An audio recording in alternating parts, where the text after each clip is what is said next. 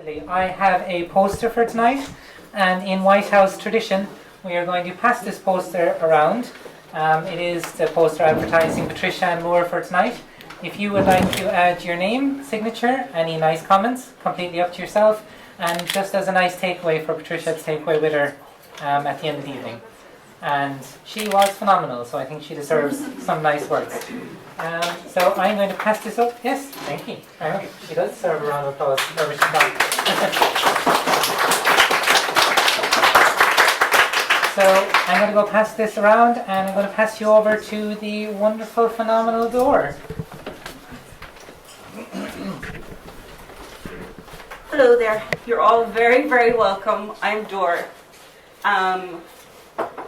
I'm of the impression that it's always good for hosts of open mics to be brief so that we have time for poetry.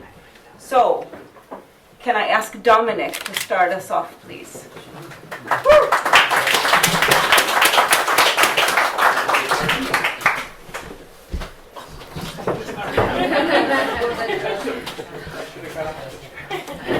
Thanks, Dor. Delighted to be here again tonight. I'm working on a little project. It's a series of limericks, and it's about the Limerick hurling team and their drive for 5. And hopefully I'm going to write 100 or 150 of them, and they're in the heroic mould rather than the humorous mould now. And I've used the AABBA, but the rhythm is slightly different. So I'm going to read a few of them that I've written so far, and we'll see how we get on. From Treaty's land a legend did rise, Limerick hurlers reaching for the skies. For Liam McCarthy's held high, but hungry for glory will never die. Now the drive for 5 echoes their cries. Kiley's men, a force to be reckoned, with Cian Lynch's magic, they're never second. Gillan and Hegarty, goals they awaken. Morrissey pucks, defences shaken. 5 in a row, a dream, it beckons. From Gaelic grounds to Croke Park stage, green and white flags, a passionate rage. Opponents tremble, their spirits shot. Limerick's prowess tightening the knot. History repeats, a Limerick rampage. Reedy's steely gaze, leadership shines. Hayes charges forward, no room for whines. Dowling flicks, the slitter sticks. Nicky saves like a wall of bricks. Victory chorus, the county chimes. Neighbours gather, pints raised in cheer. Stories of matches year after year. Memories woven, laughter and joy. The treaty spirit we will deploy. 5 in a row, the dream held dear. Training grueling, pushing the pace. Dedication etched on every face. Pushing limits above and beyond. Limerick thunder, no despond. 5 in a row, no hiding place. Young guns charging, veterans guide. Passing on wisdom side by side. A symphony of hurling leaves opponents swirling. 5 in a row, burning inside.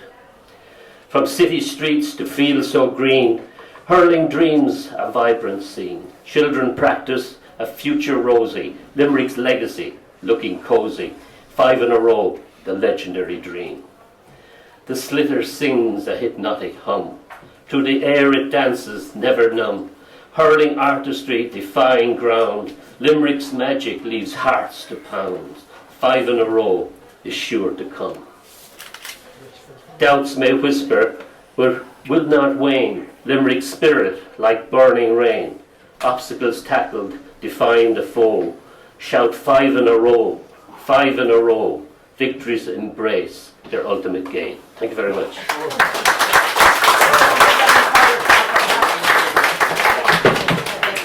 Thanks, Dominic. Now, several of our friends missed last time, and I am delighted that they're here today. And the first of those members is Kieran. Kieran, will you give us a poem or two, please?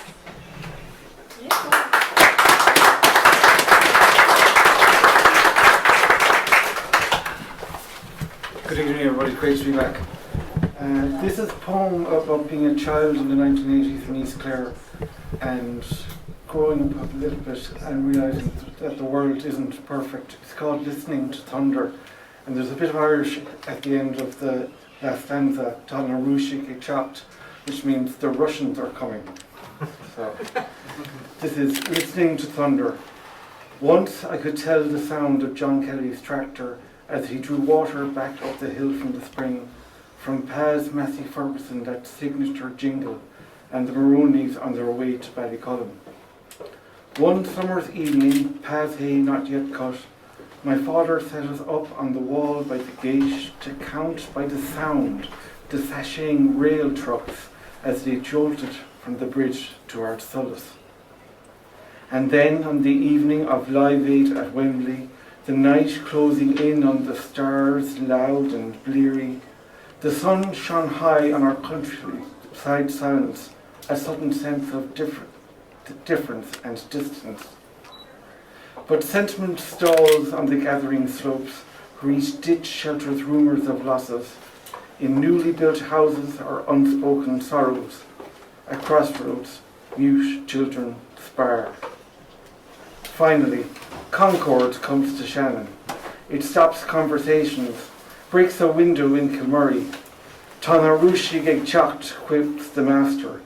I jolt, and how we giggle. Thanks very much.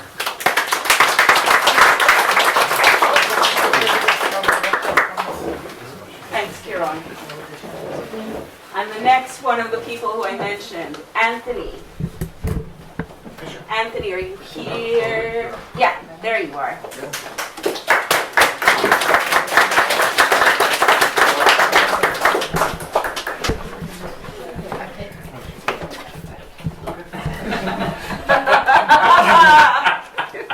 How's it going? Alright, this one is called Journey. Well, are you reaching dexterity? Because if you are, we'll be over pronto to whisk yourself and Sherpa Tenzing off to 221B Baker Street, where he's always due to address the Flat Earth Society. Leaving him in his element, the two of us will fling ourselves at Shepherd's Bush, sniffing out cobalt bicycle pumps and a ball of formaldehyde. At 4 p.m. precisely, the Queen closes in her chickens for the evening. It's then she'll invite us for tea, but we'll politely refuse, insisting we've to be manning our stations before dark at the Gap of the North, where we're perpetually obliged to heft 10, 20 bags of existential angst hither and thither like yo-yos. Her Majesty will readily understand she's had to put up with worse in the line of excuses. Exiting her esteemed Highness, having swiped a stick or two of marzipan from under the royal snout, we'll hit the zoo. And a half-hour's meditation in awe and wonder at Tiger's Domain. Then it's skip-hop to Abbey Road, where, falling on our all fours, we plant momentous kisses on the ground. Thereafter, we make a spurt to board our sturdy raft homeward across foam and wave. Docking on Shamrocky shore, you remove your Wellingtons and lilt merrily kiss the Quaker. Clock time evaporates, your halo descends. Together we embrace the rising tension. Thank you.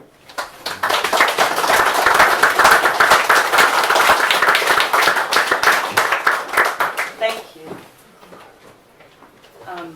And just in between readers, I see we're doing really great with passing the poster along for comments and things. We usually get stuck in the middle, so if you could help me make sure everyone gets a chance, that would be great. Next, if I can ask, is there a Sheila Casey Jones in the house? Yeah. Yes.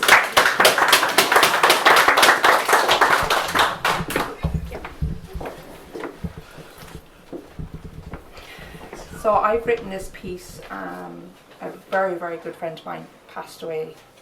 He took his life a couple of weeks ago, so I decided to write this for him, which I'm going to do in his funeral in a few weeks, but it's just a little memory of him and what he was going through. And yeah, anyway, so it's called Can't Cope. The thoughts in my head are too much to bear. I shake, I shout, but I can't freak out. This feeling in my stomach is making me feel sick. What's the easiest way to end this life? It must be quick. I look at you sleeping, so peaceful from within. You seem like an angel, but yet you relish in sin. The day-to-day pressures I'm finding hard to control. Why is life going so quick for me to keep up at all? I stop to catch my breath, stand still and look beyond. Why is life on fast forward, yet all I want is to turn around? I see visions of the future, not so far away. I yearn to still be here and to wake up every day. Thank you.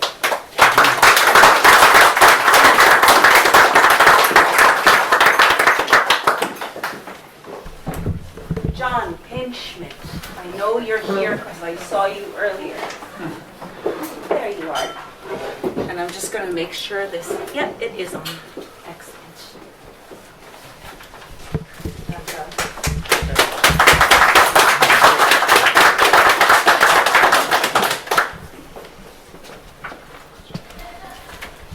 Good evening. Tonight I'm reading a piece that I wrote in 2017. Christmas aflutter through March 18. To the south, outside our new kitchen, on the flagstone terraza, in sun, cold, wind and rain, is our Christmas tree, put up on 16 December, and it will come down the day after St. Pat's. Since 7 January, no lights shine from it, but there are still small gifts on and under it, as each morning I throw a cup of wheat grains high and low for the overwintering home birds, 8 to 10 hopping tan and gray sparrows, a few red-breasted robins, and sometimes the big dark jackdaws gaining sustenance while we gain a view of all the comings and goings, nervous sightings of foes and friends. This Christmas bird tree is my wife Teesy's idea, and we have been doing it for the last 4 years, surprising visitors to our house. Best of all, little children watching the action from the kitchen table. Thank you.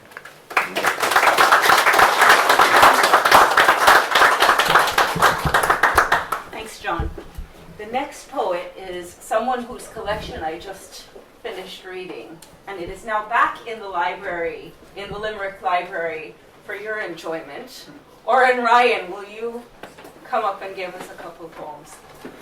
And I think you even have the collection to show what you before on the shelf. Yeah. Thank you very much. Now I've completely lost my page. A mother encourages her beloved firstborn to finish her degree in economics and organizational psychology and take that government job, for God's sake. Dear daughter, my daughter, when you get older, when you get colder, you'll forget all these questions and you'll get down to the business of paper clips and politics and schedules to die for, and your team will be godlike with the devil in the details. And you'll be so happy, a mandarin in a sinecure, with a pad in the country, and your kids in good schools, and your own parking space. Oh, mother, my mind is on fire. The forest is singing. Ecstatic evergreens are raving in the sunset. Oak and sycamore, trees with fickle leaves like thin fingers overpowering world souls. They catch golden beams like life's last moments fall. Chorus hymn-singing beings call glory echoes from boughs hidden, and like children calling in distant minds, bring joy within unbidden. The muse is my first love. Your words I cannot follow. A job is for life, but this poetry is eternal. Next one, the last one. The Signet Committee. After our marriage was over, we made love in the thunderstorm. Bodies awash in the flickering brilliance. Our eyes signalling yes in that rolling multiverse. The gravity of our lust in shuddering rooms, alive and alight there on this small dot. Our world tilting and swinging on the axis near Alpha Centauri. This place we found ourselves, loving at the mouth of the darkness, the great gravity well, the silence that surpasses all knowing, breathing and longing and waiting. And I was back there, Earth, Dublin, lingering in Stephen's Green, a hot summer by the ponds and thickets, sitting with you by the sleeping cygnets in the blinding heat, the summer light from 1,000 suns burning in the ducks and the seabirds, and all the creatures that came and whelped, and the old swans watched over their exhausted young, and it was so hot that the cygnets stretched out brown downy wings or a webbed foot, breathing quickly, drinking in the light, in the unbearable heat, and their faces buried under feathers, and I watched, and there was no knowledge, save the presence of it. And the tourists came and photographed, and they went, and the sleeping cygnets ignored them, and I exhaled, and I came back to the bedroom, and we fell asleep in each other's arms. Thank you very much.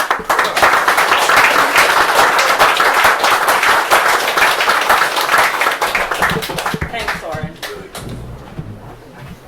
The next poet is someone who just launched her collection a few months ago. Marie, would you like to read?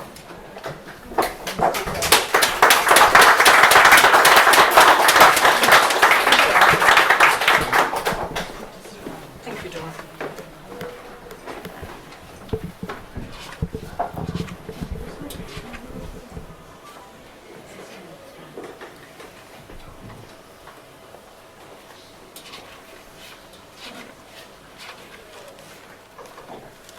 Okay, I go back to where it started. First to muse.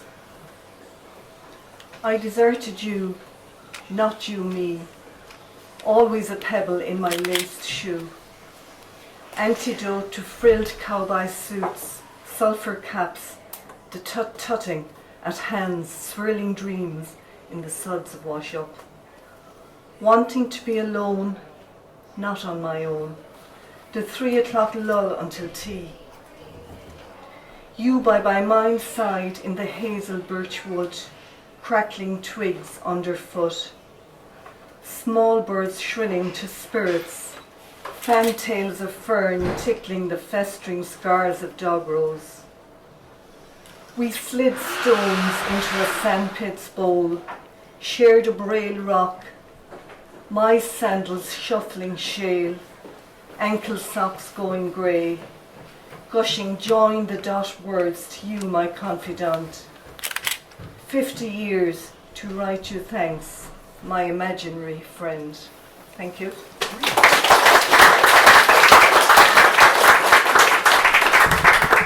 The next poet needs no introduction at all. You all know her very well. Lauren, will you give us one or two?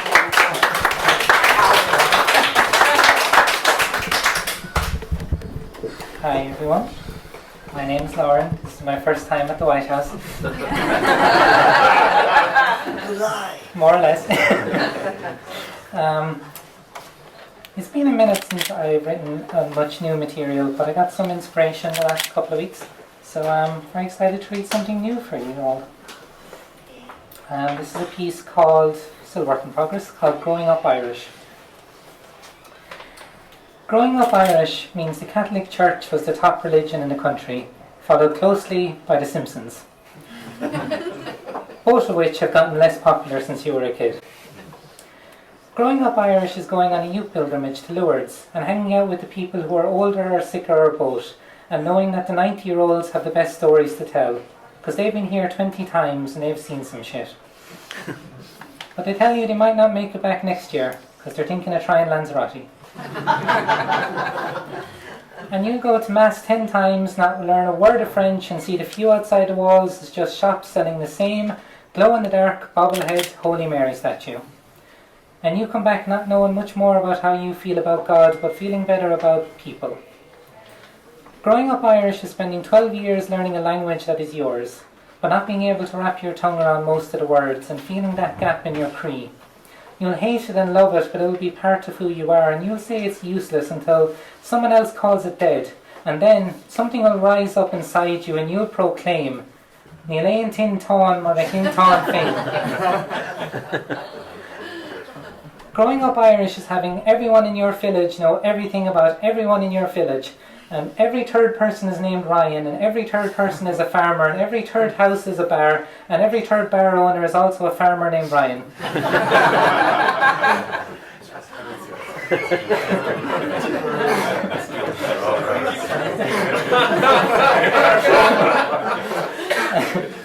And you grew up in a village with 5 shops and a bank and a post office, but today it only has 1 shop left, and the bank has gone to the city and the post office only opens 1 day a week. But thank God all 12 pubs are still doing well. Growing up Irish is being a child of an immigrant. Knowing your parents or your grandparents or your great ancestors worked to get here and made a strange land their home and a town of strangers' friends. They broke off a piece themselves and added it to the fire of what it means to be Irish. And they helped keep that flame alive, and they passed it on to their children, to you, to us. Growing up Irish means you heard of changelings and selkies and banshees from the Shankies, but nothing was as scary as your mother using your full name. Growing up Irish, we saw these mothers fight to take their place in a country that changed fast after spending a long time changing slow. But the change was not easy. It was driven by generations of women who fought and sacrificed to keep their job after marriage, to get the right to divorce, to get the right to take control of their own bodies.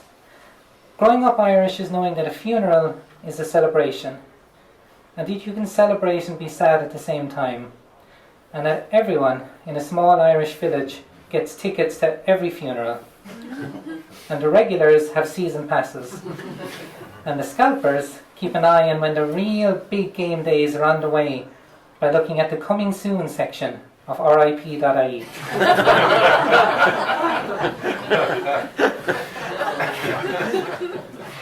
Growing up Irish means growing up. And that can be tough, but it's a hell of a country to do it in, and I wouldn't want to do it anywhere else.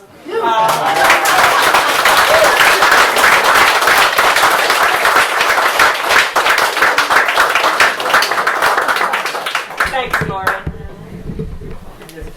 Yeah. Martin Murphy, your turn. Thank you. She's got one poem and another little short one after, but this is about just what we have to do on Friday. It's called No Winner. Another day, another decision, or two. Amendments to our constitution, or not. The ballot box hungry to swallow your green and white papers. Yes, yes, no, no. Yes, no, no, yes. Anyone's guess. For what to really change? Inclusion, exclusion. How to define your family? Shall strive to support such provision. Is that the best we'll get? Polarising and divisive. Just more fodder for lawyers to scrutinise, tear apart, deconstruct, convey a perception. And who wins? You, me, our families? Our humanity will answer that. We must trust that instinct, not rely on a section of words that are convenient to outside manipulation.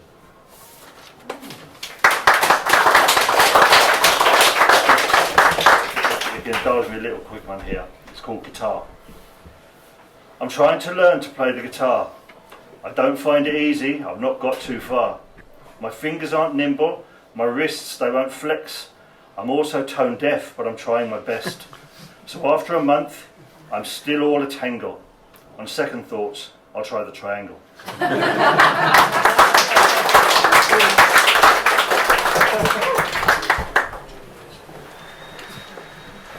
Bring it next time. We'll all have a go. Beth, would you like to read?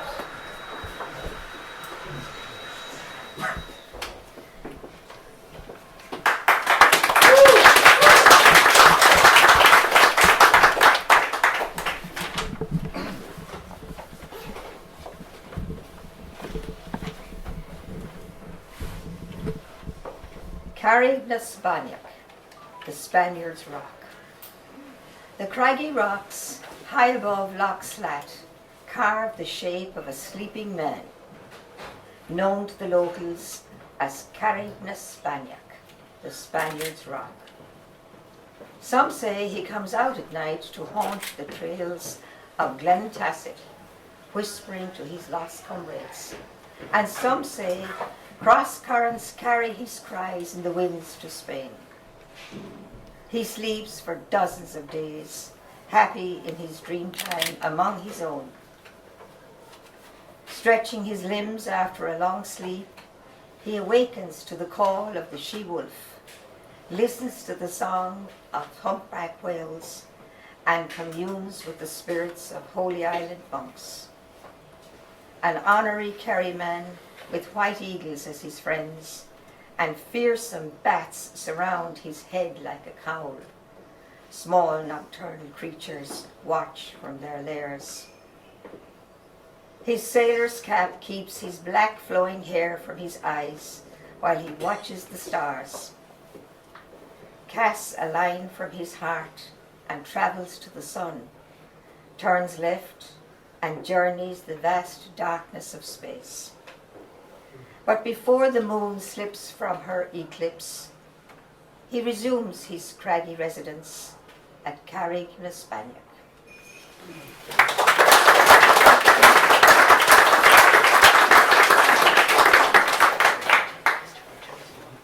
Thanks, Beth. I guess I'll take the plunge. This poem.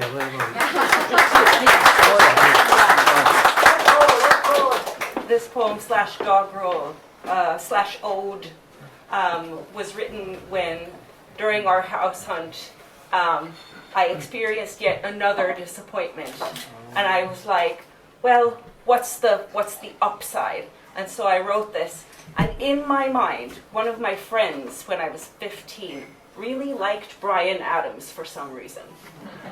And he has this incredibly cheesy song called To Really Love a Woman, where he lists when you really know you really love a woman, or something like that. And so this is Limerick and Ode, the Venice of Ireland. Maybe you only love a place when it's filled with homes you lost, those who know how to push your buttons, ex-friends, filled with your Saturday walks, the dreams you've laid to rest.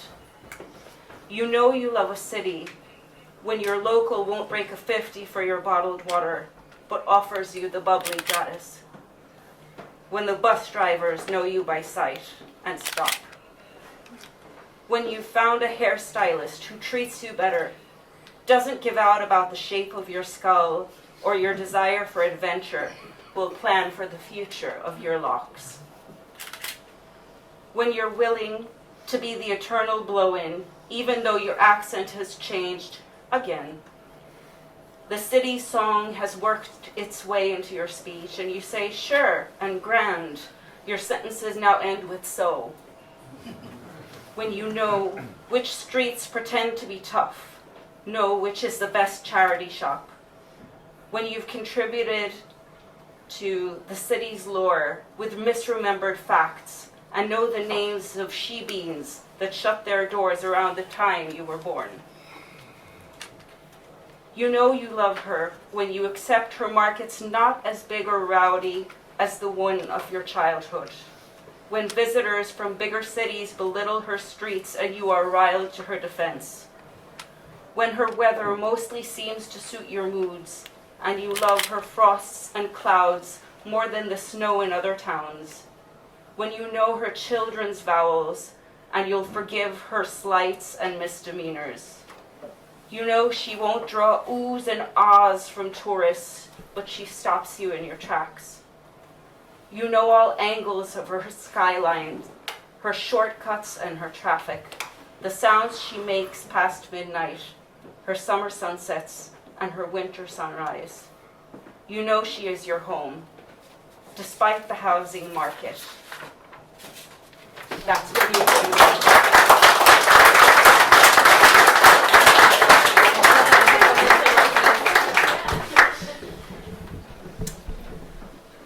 And Joe Healy, are you here?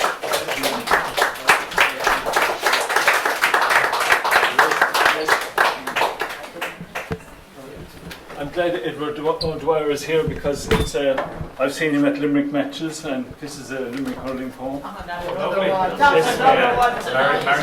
Not another one tonight. And we are playing Tipperary Saturday, I believe. Wonderful. And Jesus, you had to push it to Cork. You couldn't play it in Limerick. What's wrong with you?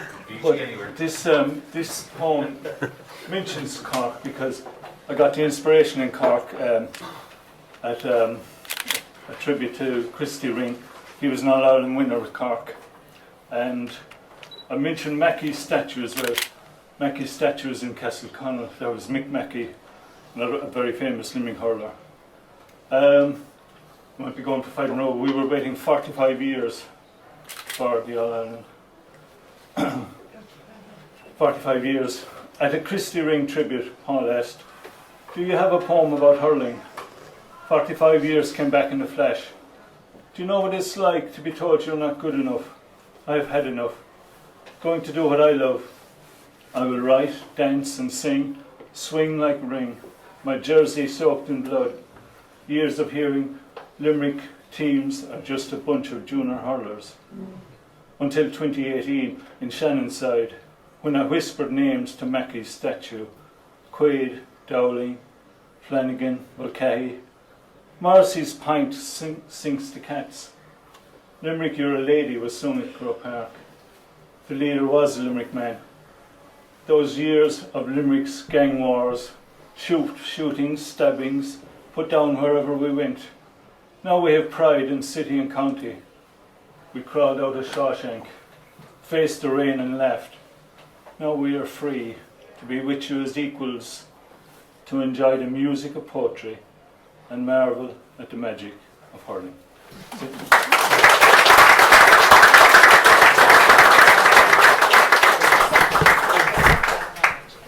And now, the man with the hat, Mick.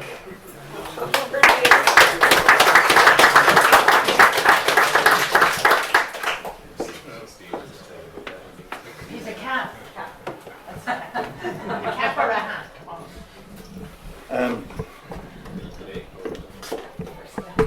Formication, as opposed to the other word, is formicate comes from the Greek word ant. Probably all know this. And formication is a tactile sensation of ants crawling over your body, which you get as a result withdrawals from fentanyl or alcohol. So just thought I'd mention that. I was in Boston and New York recently. I'd never been to the States before. I went over a few weeks ago to see my son. This is the poem. A squirrel ran across Cambridge Street, and a wild turkey lives in an abandoned house on Massachusetts Avenue. Yellow and rustic treetops decorate the autumn descending skyline. In Times Square, the naked cowboy looked dishevelled, paradoxically adorned in cowboy boots with a white Stetson hat and white front yellowing jocks in need of change. On a boat trip across the Hudson, the skipper eyed me suspiciously, saying I looked like somebody about to solve a murder. I stared him back intently, replying, Yes, yours. No, I didn't. Tom Muldowney said I should have said that. Outside Central Park, a man was fornicating. Holden Caulfield's ducks were swimming happily on the lake. What does happen to them when the pond freezes over in winter? In the Italian Quarter, I said hello to an Italian who looked like Tony Soprano as he ferried an elderly lady in a wheelchair. I don't say hello to cowboys, he said. Sorry, I didn't know you were an Indian, I replied. As I crossed the road and vanished like the catcher in the rye. And an osprey flew over Brooklyn Bridge. Thank you.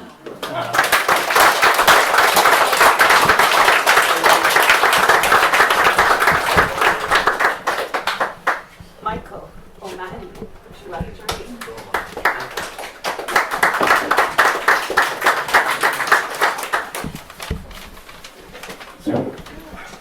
So I wrote. I've been playing with this for a little while. My grandnephew is. I call it Little Lion Man after him. He was 1 pound 4 ounces when he was born, 26 weeks. So he's 11 now, so he's a great kid. Your hair is red, your face is white, and then your eyes become so bright. When you call my name with such delight, I love to hear you say, "Hi Mike." The world's a place where you can play. It's hard to leave, I want to stay. My heart just breaks when I hear you say, "Ah Mike, don't go, come back and play." And when it's a day that I'm feeling blue, I just put on my jacket and call to see you. The love of life just pours out from you. You want to play. This infects me too. You've earned your name, Little Lion Man.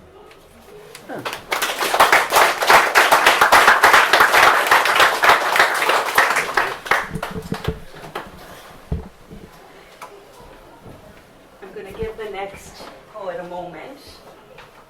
That's you.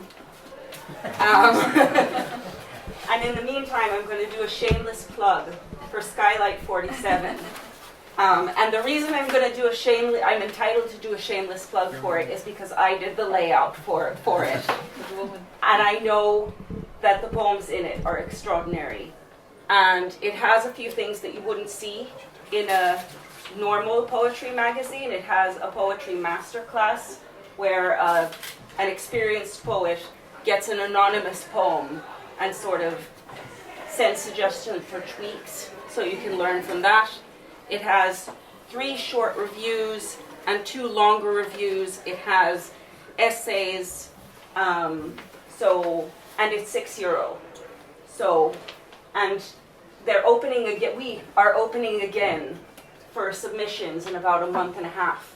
So, if you're curious about it, €6, and Marion is selling it.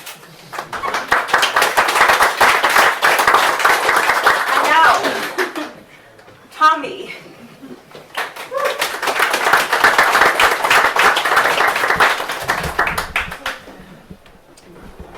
Great coincidence that we've had a couple of fabulous hurling poems this evening. I was reading Liam O'Murhala's collected works earlier, and he's got one called Puck Oil, which is translated into English as Pucket. And it's such a great hurling poem that it made me wish that I hadn't given up the sport at 17. But what I was still doing was playing football, so I'll read a football poem and see how that goes. I have a sequence now of about 20 poems called A Farewell to Goalkeeping, because I've kind of fallen out of love with the sport a bit, but this was one from when I did still love it. I made the mistake of diving one cold January Sunday morning on frozen mud in the mouth of the goals to catch a rolling ball. Too enthusiastic to pay heed to the good advice of my teammates, too eager to show off my skill, to stop the ball from hitting the net, ignoring all the warnings and rejecting all the memories of awkward landings and bruises in matches all the winters previous, trying to hide my wincing face, too proud to let them know my pain, then stalling on the stairs to grip my swollen knee and hip the following day. Such feelings return in hot July, lessons still not learned from pains gone by. A heat wave hardens goalmouth mud to clay, and we play 2 cup matches in 3 days. No time to fear for slightly damaged knees. The game's a draw. It's penalties. But injured joints don't seem to feel so sore when opposition strikers fail to score.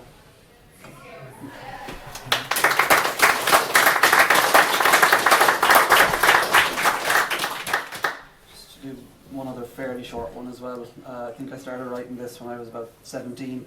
I don't know why it came back to me today. I got marks taken off me in an English essay once for spelling Bob Dylan's name wrong.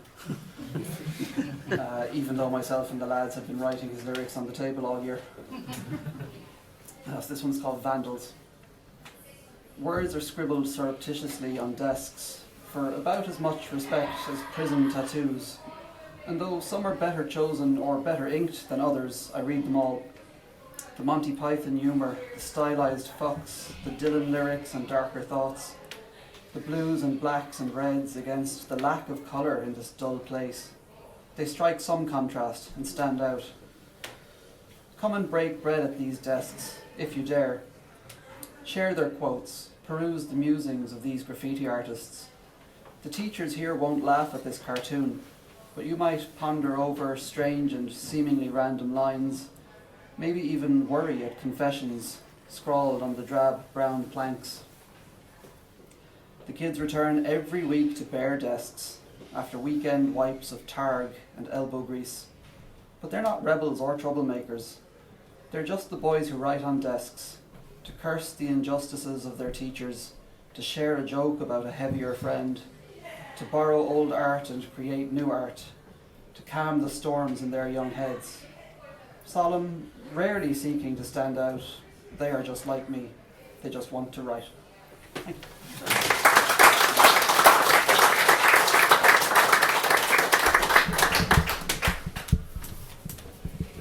Edward, would you like to read next?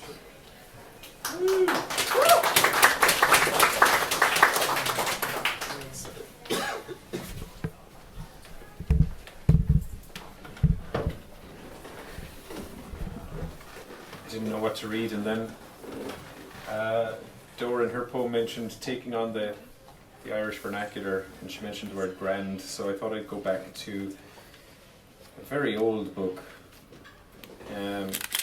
So old I barely remember writing it, but there is a poem in here called Grand. I hope I'll never have to suffer the pain of being grand. I mean of being really grand. Not that grand we say we are, when we mean we're really not.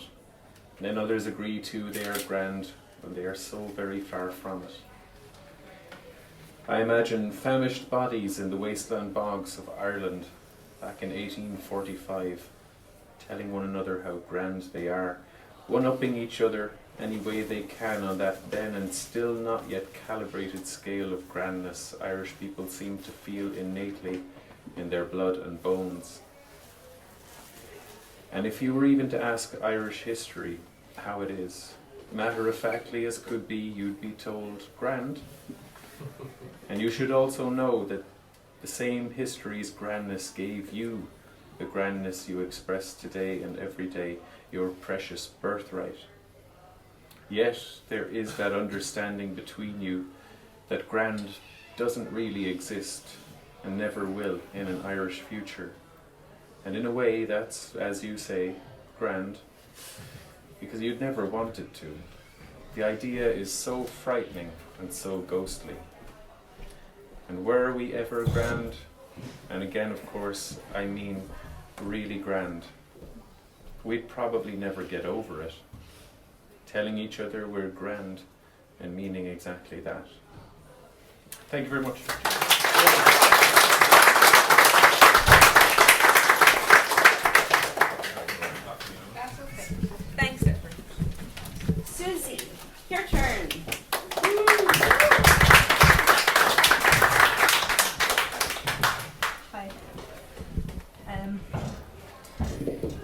weird poem.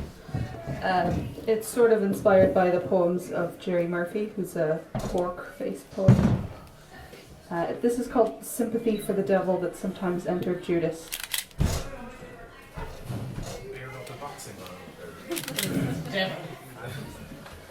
For all we know, Judas actually loved Jesus the most. And everything kicked off when he realized even the Son of Man couldn't love all men equally, and that even in God's kingdom, some were more equal than others.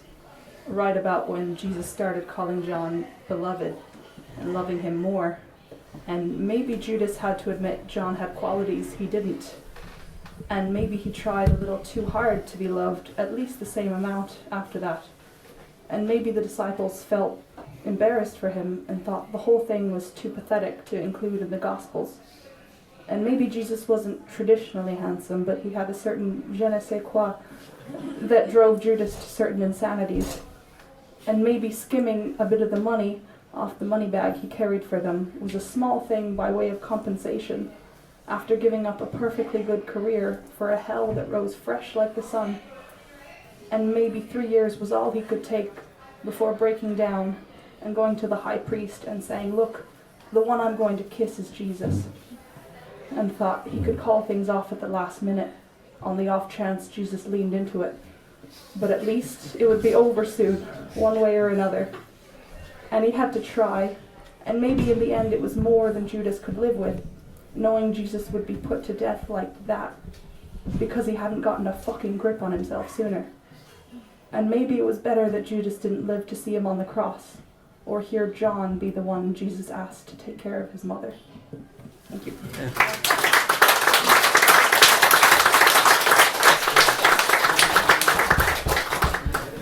On the street today, I was approached by two Frenchmen who asked if I wanted to talk about Jesus. Had they done what you just did, I would have said yes.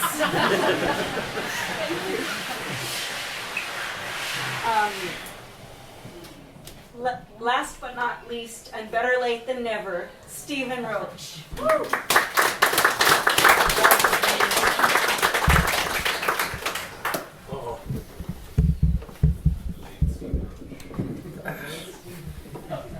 I can hear you, Mr. Lawyer. I have some terrible news for you guys. I'm doing short stories lately. I haven't finished mine, but I do have a book of stories that this gentleman got me. You're the culprit. A bad influence. So I'm just going to pick one at random, and I apologise in advance. This one's called Vindaloo. You might have remembered actually I had a fertilizer story before, so these are quite relatable.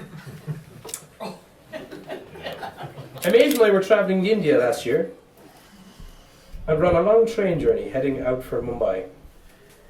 We'd both got a bit of the Delhi belly, but I was suffering worse by far. The train was rammed full of people, and I suddenly had the imminent urge to go to the toilet, and I wasn't going to wait. It took an age for us to climb through all the people along 2 carriages, and when we finally reached the loo, I found it was busy. I started pumping sweat. Suddenly this was an emergency. In my blind panic, the only thing I could think of was to lower a window and ask my mate to lift me up. So I get my arse outside of the train. The relief as I shat down the outside of the carriage was unbelievable.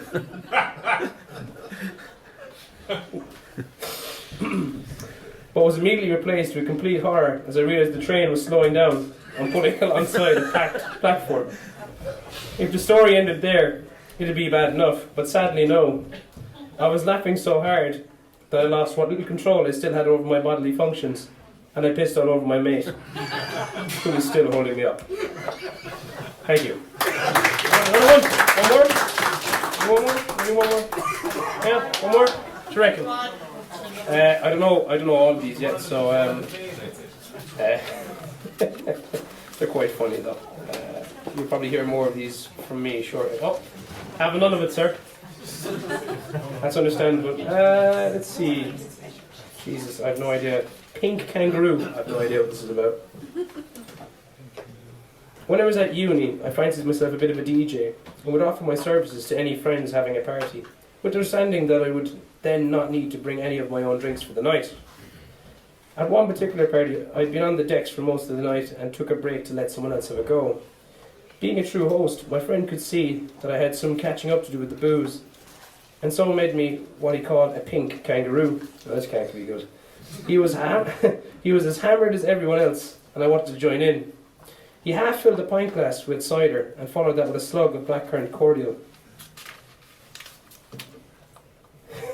He grabbed the nearest bottles from the table and poured in shots of vodka, gin and rum, at which point I started to regret the folly of agreeing to this tipple, and he topped it off with lemonade. "Why is it called a pink kangaroo?" I naively asked. This is when he picked up the bottle of creme de menthe and dropped a shot of it into the pint. He promptly curdled it as it passed through the cordial and created what we could describe as an upside-down pink kangaroo floating in the cider. If you were pissed enough and squinted your eyes, of course. Even as a student, I could see that towing this one in one go was not going to end well. So I instead spent an agonising 15 minutes nursing this hideous mix, each layer more undrinkable than the last. Soon enough, the desired effect had taken hold, and I was unstoppable force at the party. Toward the end of the night, and innumerable drinks later, I wasn't doing so splendidly. I had somehow managed, through my increased confidence, to hold the attention of a girl for quite some time, and even though I must not have been able to string a sentence together, she seemed to be returning my flirtation. At some point, I lurched in for a snog, and we stood in a clumsy embrace for a moment. As I shut my eyes, the room started to spin, the taste of cider on our breath was all too familiar, and the memory of chewing through the curdled creme de menthe was making an ugly return. I could feel the pink kangaroo wanting to make an unexpected reappearance mid-snog. I gave the poor girl a forceful shove away from me, and simultaneously hunched over and vomited on her legs. That's it.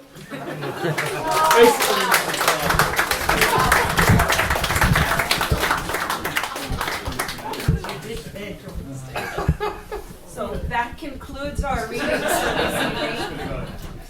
I'd like to start wrapping up by saying, Edna, thank you for being here. It's good to see you. And two, just a preview of coming attractions. Next month, we have Sandy Yannone, who's a poet from the US. Some of you may know her through her online series, Cultivating Voices. She published with Salmon. Really nice person and lovely poet. And the month after that, we have, in the first Wednesday in May, we have a showcase of students in the MA in Creative Writing at UL. And then I'll do June at the beginning of summer offering. So thank you all for being here. We hope to see you next month. And yeah, next first Wednesday. Have a good night. Door.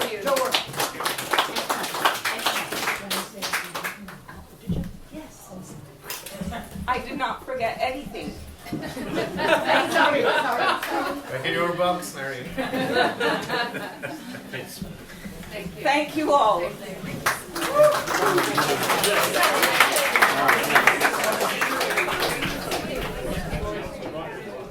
Thank you.